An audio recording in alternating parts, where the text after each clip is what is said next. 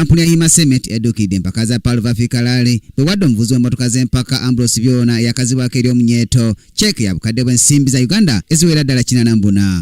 Bw'abadde abakwasa cheeke eno kitunzi wa kampuni ya Hima Cement Alan Semakula ategeezezza nga bwe bavudde mabega nga bawagira enteekateeka eno era nga mu mwaka gwa 2024 bawagirako eyalina kinko mu kuvunula emmotoka z'empaka Chipa Adams ekiraga nti bawagira ebyemizannyo n'okusingira ddala omuzannyo gw'emmotoka z'empaka era n'alangirira nga bwe beegasse ku FMU nga ky'ekibiina ekikulembera omuzannyo gw'emmotoka z'empaka mu ggwanga mu kaweefube waabwe ow'okulwanyisa obwenje ku nguudo. Nga Federation ey'ebidduka eby'empaka ne ba driver abazeetabamu balina kinene nnyo kye bakola mu ngeri y'okuwaliriza abalala abavuzi b'emmoloka nganzi mu ngeri gye balina okweyisaamu mu nguudo zino. Nga tutegedde oluguudo olw'e Masaka gyensubuka lufuuse ttabu. Pulezidenti w'ekibiina ekikulembera omuzannyo gw'emmotoka z'empaka mu ggwanga ekya FMU Dosbon Oki yeebazizza Hima Cement olw'okuwagira omuzannyo gw'emmotoka.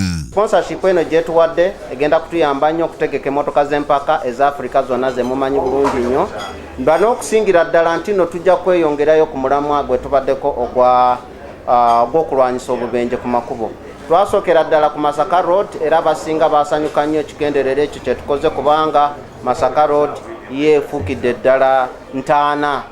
So tujja kweyongerayo tukole amakubo amalala, tugende makubo agagende the Eastern Region, agagende eyo mu North n'amalala wano wetugenda ogendera ddala wano Mubende wetujja okubanga tuzannyira omuzannyo gwaffe olunaku olwokubiri. Ye Ambrose Byona yeebazizza Hima Cement olw'okwongera okumudduukirira era n'asuubiza abawagizi b'okussaawo omutindo mulungi mu mpaka za Pearl of Africa ezibindabinda. Moroka yange njaga bagumya erirede buli kimu twataddemu ekipya era njagala kwongerako kubategeeza abafaanizi bange teri byagamba nti moroka ekutuse efudde tugenda kukanika ekyonooneka tukyusa bukyusa kubanga buli kimu kirina mu service park.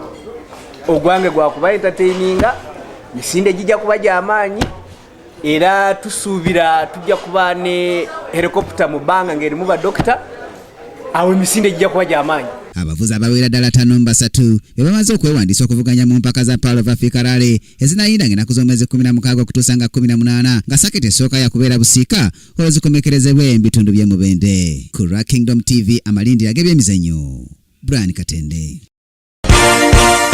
This is Kingdom TV.